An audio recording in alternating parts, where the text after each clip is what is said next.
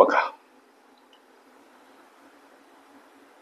एका पिशवीत 1 रुपयाची, 50 पैशाची, 25 पैशाची नाणी आहेत. पिशवीतील त्या नाण्यांचं मूल्यांचं गुणोत्तर 13:11:7 आहे.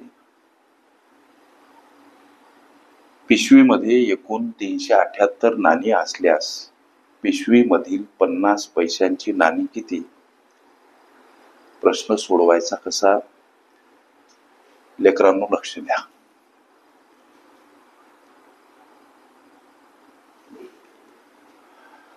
लक्ष द्या.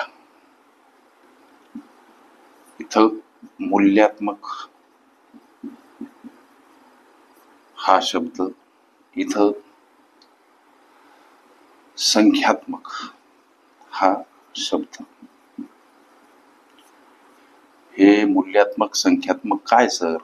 तर गुणोत्तर.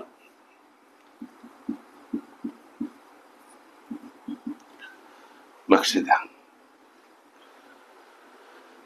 इथं मांडतो की नाणी, पिशवीतील नाणी, जसं की 1 रुपयाची काही नाणी आहे.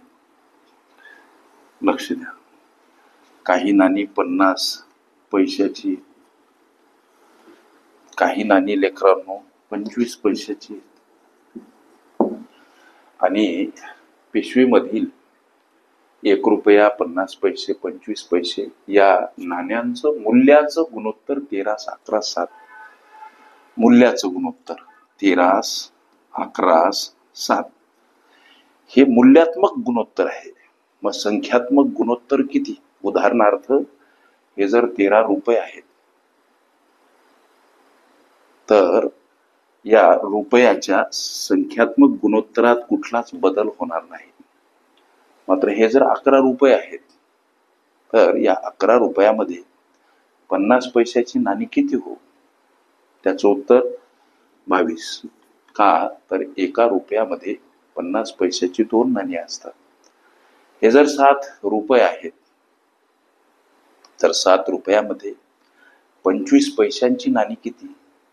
त्याचं उत्तर 7×28.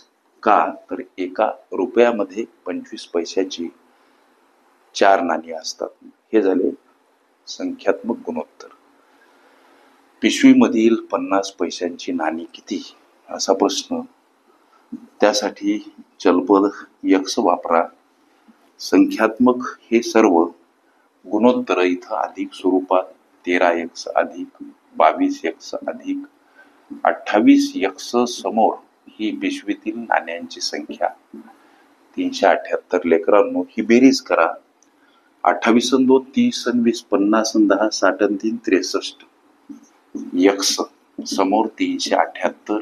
x ला एकटं करा. 378 कडे जाताना 63 भागीला स्वरूपात, आणि हा भाग जातो 6 न. हे एवढ्या लवकर तुम्हाला कळलं कसं? दिवसभरामध्ये बरेच लेकर प्रश्न विचारतात. प्रस्तुत प्रश्नासंबंधीचं मनन चिंतन दिवसभरामध्येच आटोपलेलं असते. त्या कारणामुळे x ची किंमत 6 आली.